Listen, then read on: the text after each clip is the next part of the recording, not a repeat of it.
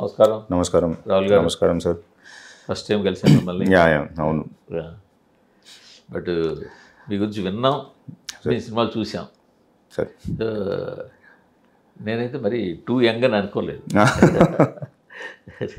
ఎందుకంటే ప్రొడ్యూసర్లు సినిమాల్లో ఇన్వాల్వ్ అవుతారు, చేస్తారు, కానీ మీరు చాలా సైలెంట్గా సినిమాలు స్టార్ట్ చేసుకోవడం, దాన్ని జాగ్రత్తగా నడిపించుకోవడం, రిలీజ్ ముందు ఏదో సైలెంట్గా రిలీజ్ చేసుకోవడం. చేసిన 3 సినిమాలు కూడా మీవి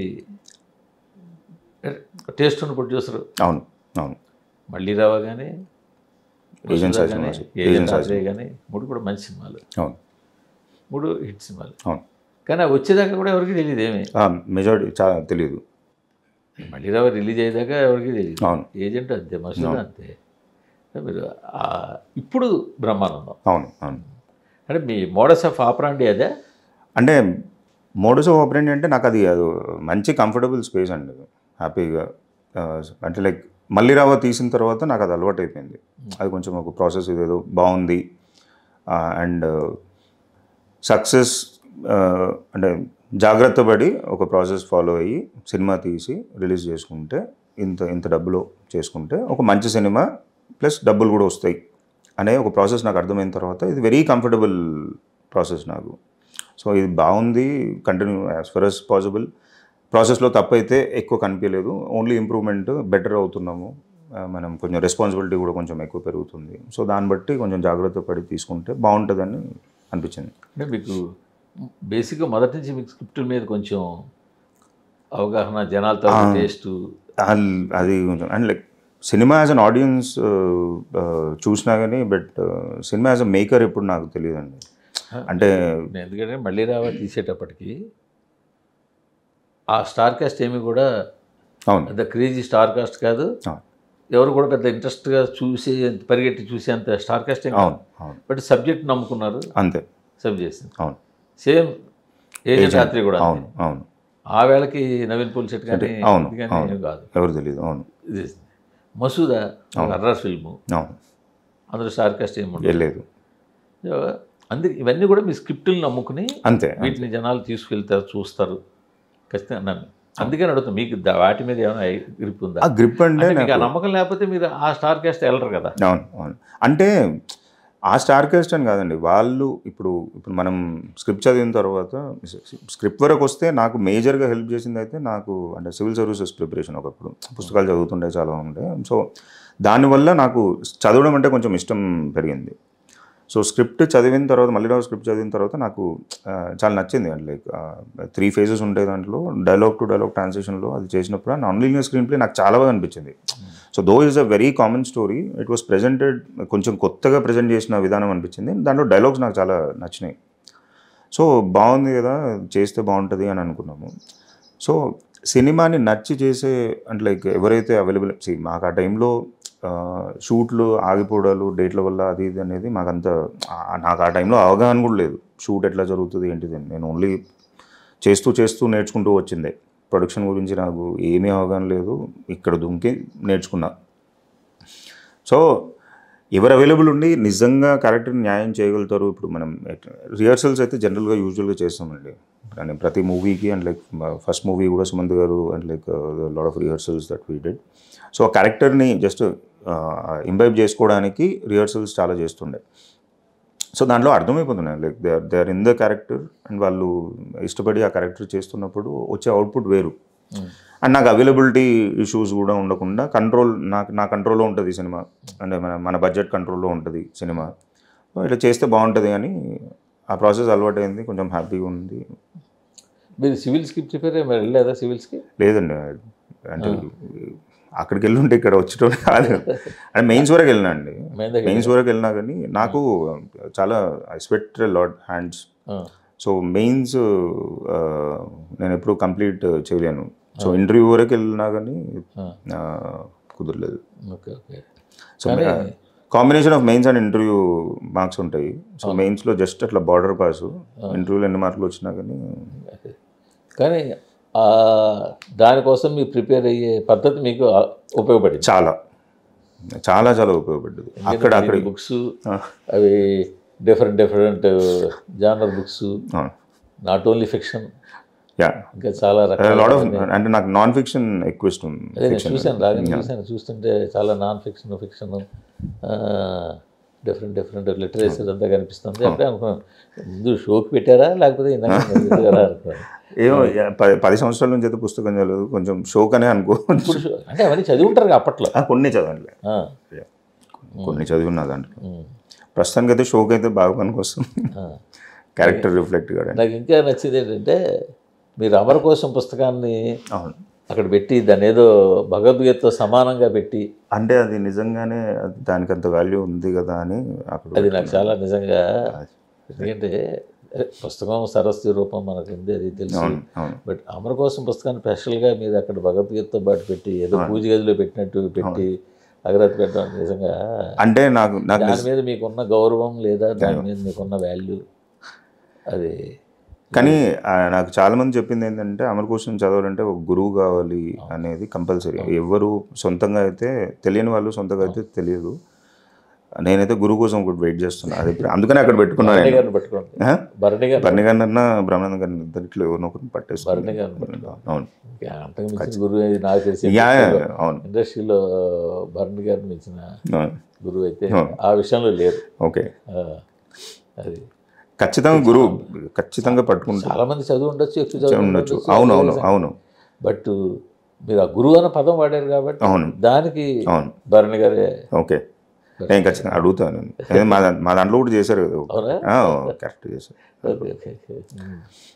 సరే, ఈ సినిమాకి వచ్చేసరికి బ్రహ్మ ఆనందం. అవును, అసలు కాన్సెప్ట్ అంటే బ్రహ్మానందం గారు చేస్తేనే ఆ టైటిల్ సెట్ అవుతుంది. అవును, ఖచ్చితంగా. సరే, తాతగారు ఎవరైనా చేయొచ్చు, సత్యరాజ్ చేయొచ్చు, ఇంకోటి ఎవరైనా చేయొచ్చు. అవును, బట్ మీరు ఆ టైటిల్ జస్టిఫికేషన్ చేయాలంటే ఆయనే చేయాలి. సో 2 క్యారెక్టర్లు, బ్రహ్మ ఆనందం. అది సో పైగా కొడుకుని తీసుకొచ్చారు. అవును, ఇదంతా ఏంటి ప్రాజెక్టు? ప్లాన్డ్ ప్రాజెక్ట్ అయితే? ప్లాన్డ్ అయితే కాదండి. అట్లా బ్రహ్మానందం గారి వరకు అయితే వెరీ ప్లాన్డ్. నేను అట్లా డైరెక్టర్కి చెప్పి స్క్రిప్ట్ చదివినప్పుడు నాకు అట్లా ఆ తాత మనవడు అనే ఏదైతే ఆ కాన్సెప్ట్ ఉందో చాలా వచ్చాయి, చాలా ఉన్నాయి. అది ఇంకా అది నెవర్ ఎండింగ్ ఎమోషన్, అది ఇంకా చాలా వస్తాయి కూడా తర్వాత ఫర్దర్గా కూడా. సో మంచి beautiful very clean comedy with మంచి ఎమోషన్ ఉండి వెరీ అండర్లయింగ్ ఒక మంచి సోషల్ మెసేజ్ ఉంది దీనిలో. సో నాకు ఆ కాంబినేషన్ చాలా బ్యూటిఫుల్గా నచ్చింది. మనం టైటిల్ ఆల్రెడీ బ్రహ్మానందం అని పెట్టుకొని వచ్చాను. సో నేనైతే ఒకటే చెప్పినట్లే, బ్రహ్మానందం సార్ తీస్తే నేను ఈ సినిమా తీద్దాం. అండ్ నాకు ఇంకోటి పర్సనల్ కనెక్ట్ ఏంటంటే, నాకు మా తాతతో చాలా ఒక మంచి రిలేషన్ ఉండే. లైక్ నేను నన్ను చాలా ప్యాంపర్ చేస్తుండే, చాలా ఇబ్బంది కూడా పెట్టిన దాఖలాలు చాలా ఉన్నాయి మా తాతతో నాకు. సో మా ఒక బ్యూటిఫుల్ ఆ ఫ్రేమ్వర్క్లో సెట్ అయిన స్టోరీ ఇది. సో బ్రహ్మానందం గారు చేస్తేనే చేద్దాం, అండ్ నేను మ్యాక్సిమం నా ఎఫర్ట్ పెడతాను, నేను సార్ చేస్తే బాగుంటుంది. అండ్ దీంట్లో విషయం ఉంది, ఆయనకు చెప్తే ఖచ్చితంగా చేస్తారని నమ్మకం కొంచెం ఉండే. సార్ని అప్రోచ్ అయినాము, ఓకే అన్నారు. దాని తర్వాత వీఆర్ సైమల్టేనియస్గా హీరోస్ గురించి కూడా అనుకుంటున్నాము. అప్పుడు నెంబర్ ఆఫ్ పీపుల్ కొంతమందిని అనుకున్నాము, కుదరలేదు. తర్వాత సార్ సజెస్ట్ చేసింది, కిషోర్ని సజెస్ట్ చేసిండు. పర్లేదు, కొంచెం చేస్తున్నాడు కదా, ఇది కొంచెం క్యారెక్టర్, కొంచెం కామెడీ అండ్ కొంచెం అక్కడ ఎమోషనల్, ఒకసారి చూడు కొన్ని వేరియేషన్స్ ఉన్నాయి, కిషోర్ ఇవ్వగలుగుతాడేమో అని అనుకుంటున్నా అని. సో కిషోర్ గారికి పంపించడం జరిగింది.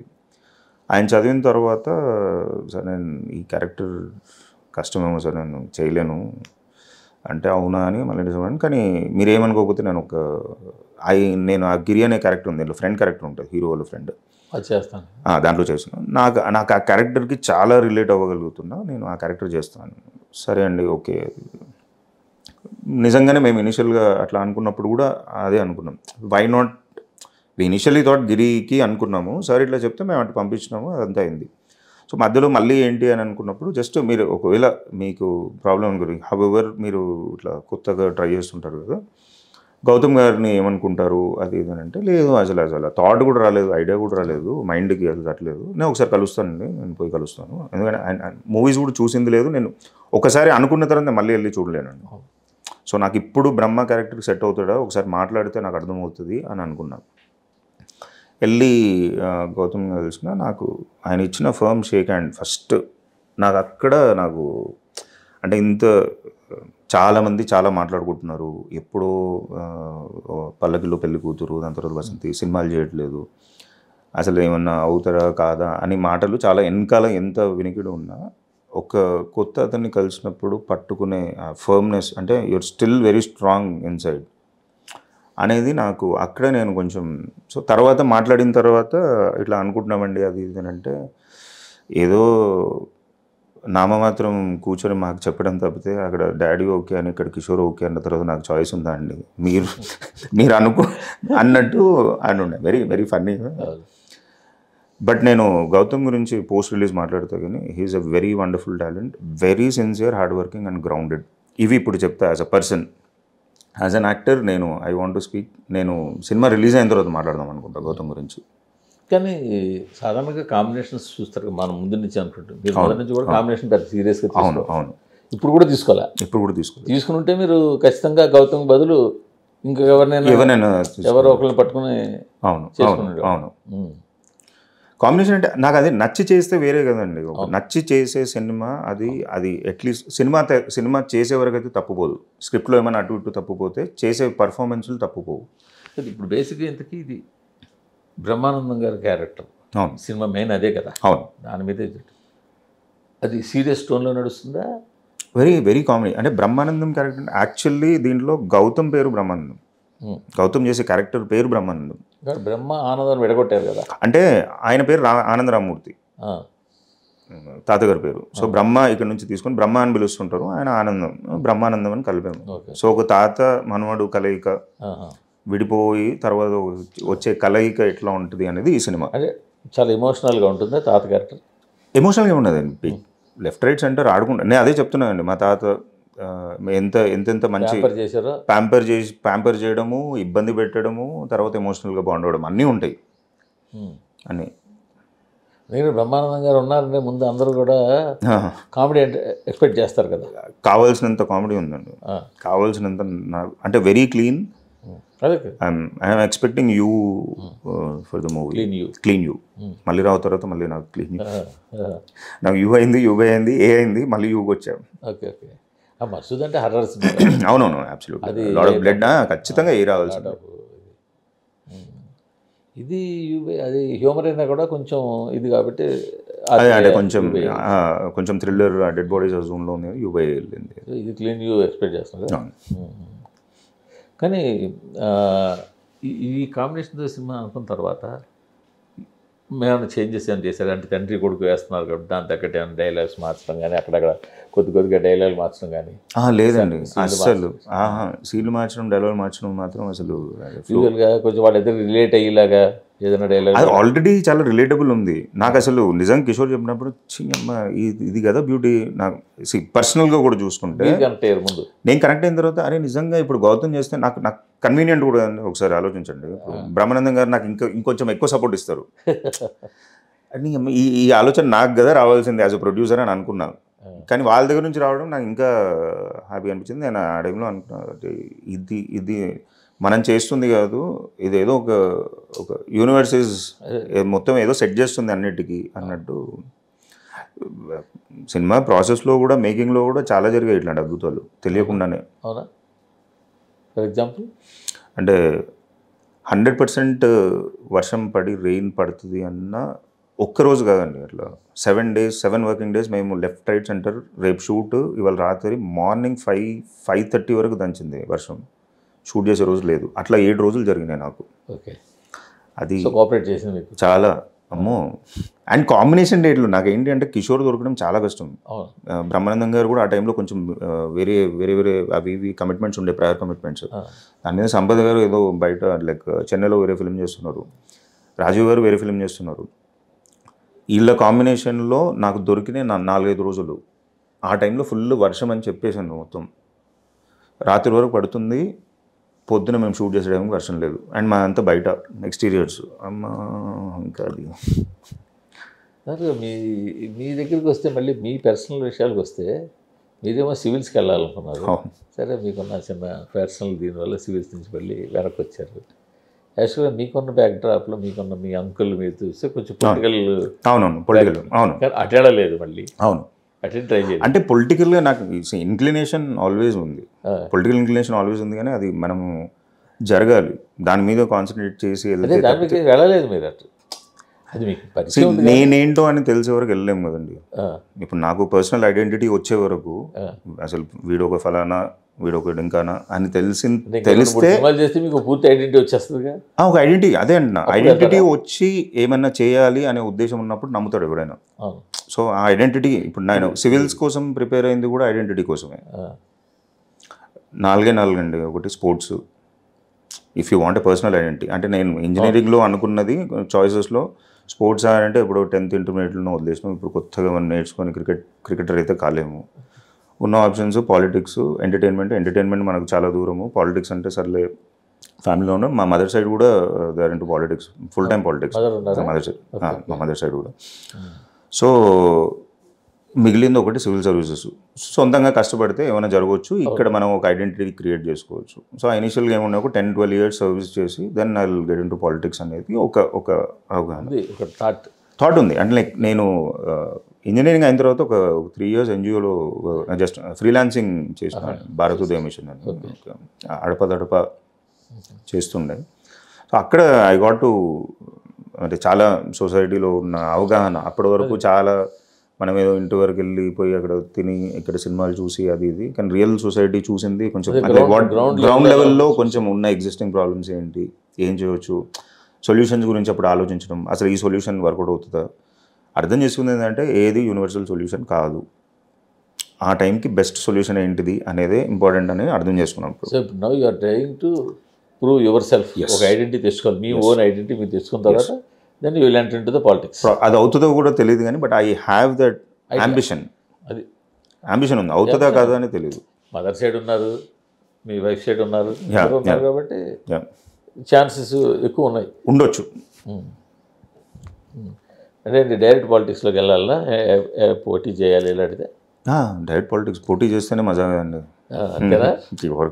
అంతే, నామినేటెడ్ ఎవరు కావాలి, పోటీ చేసి గెలిస్తే అప్పుడు దాంట్లో ఉన్న మజా వేరు. అక్కడ మీరు బడ్జెట్ లిమిట్లో సినిమా చేస్తారంటే కుదరదు. అది అంతే కదా, ఇప్పుడు దేని దానికి అంతే కదండి. ఇప్పుడు ప్రతి దానికి ఒక బడ్జెట్ సినిమా, అది అక్కడ పాన్ ఇండియా సినిమా కింద ఖర్చు పెట్టాలి, అక్కడ ఖచ్చితంగా పెట్టాలి. పాన్ ఇండియా సినిమా తీస్తున్నప్పుడు పాన్ ఇండియా లెవెల్లో ఖర్చు పెట్టాలి. పాన్ ఇండియా సినిమా తీస్తూ ఇప్పుడు లోకల్గా ఇంత బడ్జెట్లో పెడతా అంటే అది ఇంకా కుదరదు, అది పాన్ లోకల్ సినిమా అవుతుంది. ఇంకా కమ్ బ్యాక్ టు సినిమా. అంటే ఈ సినిమాలో ఒక తాత మనవడు, వాళ్ళ ఇద్దరి మధ్య బాండింగ్, సెపరేషన్, మళ్ళీ కలవడం, మీరు చెప్పిన లైన్. దీన్ని ఒక 2.5 hours కూర్చోబెట్టడానికి ఏం చేయబోతున్నారు, ఎలా చేయబోతున్నారు? ఏం లేదండి, లైక్ కూర్చోబెట్టడం అంటే మంచి సీన్లు ఉంటే ఖచ్చితంగా కూర్చుంటారు. అట్లా ఫ్లో ప్రాసెస్ ఆర్గానిక్గా వీళ్ళ క్యారెక్టర్ ఏంటి అంటే ఇద్దరు తాత మనవాడి క్యారెక్టర్కి మనం ఇనిషియల్గా అటాచ్ అయిపోతే వాళ్ళ ట్రావెల్ చూసుకుంటూ వెళ్తుంటుంది. సో దాంట్లో మనం ఒక్కసారి రిలేట్ అయ్యి ట్రావెల్ అయిపోతే సినిమా తీసుకొని వెళ్ళిపోతుంది, వాళ్ళతో మనం ట్రావెల్ అయిపోతాం. So the initial difficulty is మనము ఆ క్యారెక్టర్కి రిలేట్ చేయగలుగుతామా లేదా అనేది. సో ఒకసారి రిలేషన్ ఎస్టాబ్లిష్ అయిపోయిన తర్వాత ఈజీగా వెళ్ళిపోతుంది. దానికి రెగ్యులర్ ప్యాటర్న్ కమర్షియల్ ప్యాచప్స్ ఉన్నాయా? కమర్షియల్ ప్యాచప్స్ అంటే నాకు కమర్షియల్ ప్యాచప్స్ అని ఏం లేదు, హీరోయిన్ అని ఒక డ్యూయట్ ఎట్లా డ్యూయట్ లాగా ఏం లేదు దీంట్లో.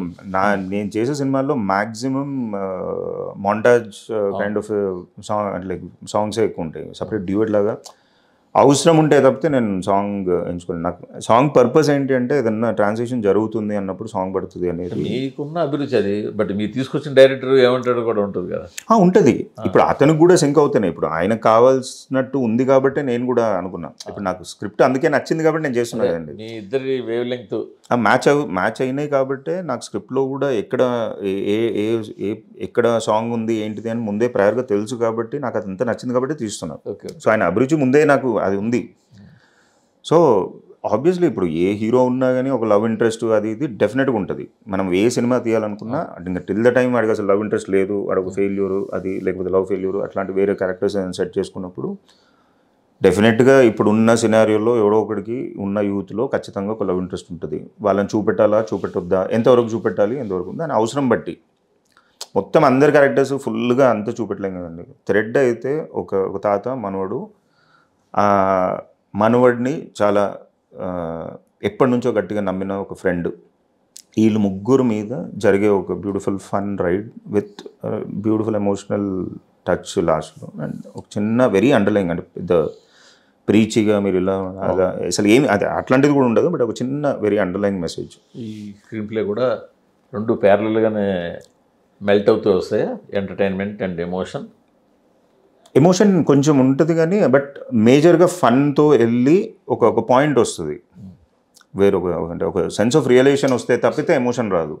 సో ఆ సెన్స్ ఆఫ్ రియలైజేషన్ వచ్చిన తర్వాత ఎమోషన్ వస్తుంది. సో అప్పుడు కొంచెం షిఫ్ట్ అవుతుంది. అవును, కొద్దిగా ఎమోషనల్ ఎండింగ్ వెళ్తుంది, కొంచెం ఎమోషనల్. మళ్ళీ again we ended with fun. ఎక్కడ కూడా సబ్టిల్గా అలా ఎంటర్టైన్మెంట్ నడుస్తుంటుంది. అది మెయిన్ కదా. It's all about and fun అయితే full. Like I'm very very confident on the fun part. I'm very very confident about the emotional touch also. అది లేదండి, వాళ్ళ జనాలు కూడా ఎలా ఉందంటే మామూలు సినిమా చూసి హిట్ చేస్తున్న వాళ్ళే ఇలా ఒక డిఫరెంట్ సినిమా, ఒక బాండింగ్, ఒక entertainment, limited characters, 1 or 2 characters. ఈ మధ్యన వచ్చిన సత్యం సుందరం 2 క్యారెక్టర్స్ తోటి బ్యూటిఫుల్ సినిమా, బ్యూటిఫుల్ నేరేషన్, దాన్ని కూడా నెత్తిన పెట్టుకున్నారు. అదేంటండి నేను మన ఎందుకంటే వాళ్ళు సినిమా బాగుంటే మనం దాంట్లో అదే అంటున్నా, స్లో పేస్డ్ ఇది అని ఎన్ని మాట్లాడుకున్నా ఆ బ్యూటీ ఇన్ ద బాండింగ్, అది మనకు ఆ డ్రామా, మనం బేసిక్గా బిగ్గెస్ట్ థింగ్ ఏంటంటే డ్రామా మర్చిపోతున్నాం సార్. అంటే సినిమాలో ఒక డ్రామా అనేది లేకపోతే అసలు సినిమాగా ఆగిపట్టే డ్రామా. మసూదాలో కూడా తీసుకుంటే నిజంగా నాకు ఆ డ్రామా ఆస్పెక్ట్ లేకపోతే ఒక మదరు ఇది you will more relate to the character. కేవలం హర్రర్తో నడవదు. అలా అయితే చాలా భయపెట్టేయచ్చు. ఇది చాలా ఈజీ కదండి. నాకు ఇంకొక 20 సార్లు భయపడేయాలంటే నాకు చాలా కష్టం. కుయ్యి అని ఒక పిల్లి వస్తే భయపడతాం, ఏదో ఒక సౌండ్ వేసేస్తే భయపడతాం. కానీ నాకు అట్లా పోవాలని కూడా లేకుండా భయపడడం ఈజీ, ఏముంది గ్రిప్తో భయపడడం అనేది అది. సో అలా ఉంటే ఆ drama is very very core to any kind of cinema. మీ మాటలన్నీ అంటే ఒక సినిమా గురించి ఒక ప్రొడ్యూసర్ ఏం చెప్తున్నా మనకి ఎక్కడో కనెక్ట్ అవుతుంటుంది. ఇది నిజం చెప్తున్నారా, రొటీన్గా చెప్తున్నారా, డిఫరెంట్గా. సో సబ్జెక్ట్ ఎలా ఉండబోతుంది అని మీరు చెప్తున్నా బట్టి నాకు అందుతుంది.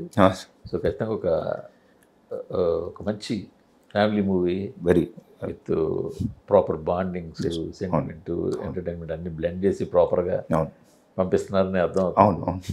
సో ఇంతకుముందు మీ సినిమాలు కూడా ఇలాగే సైలెంట్గా వచ్చి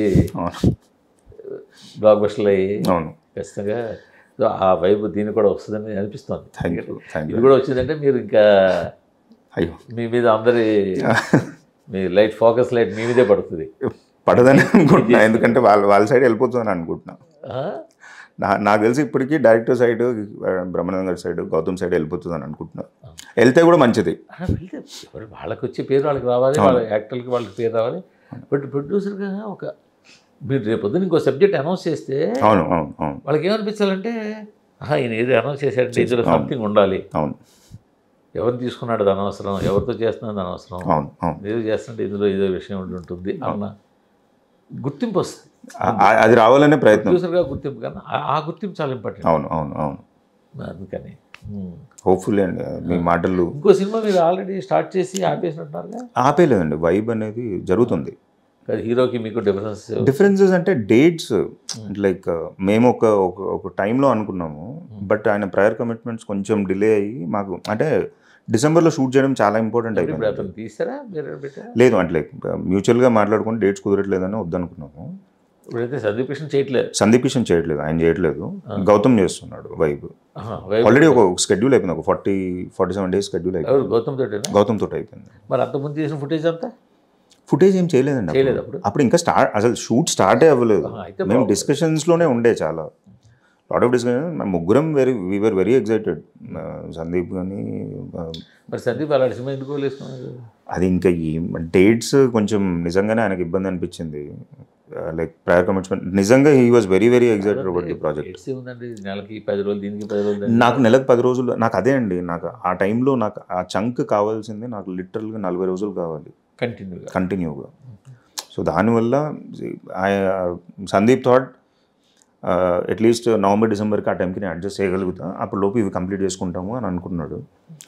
కానీ ఫర్ సమ్ రీజన్స్ వేరే డిలేస్ వల్ల నాకు మళ్ళీ వాళ్ళ పాత షూట్ వచ్చి నాకు ఆ టైంలో పడ్డది.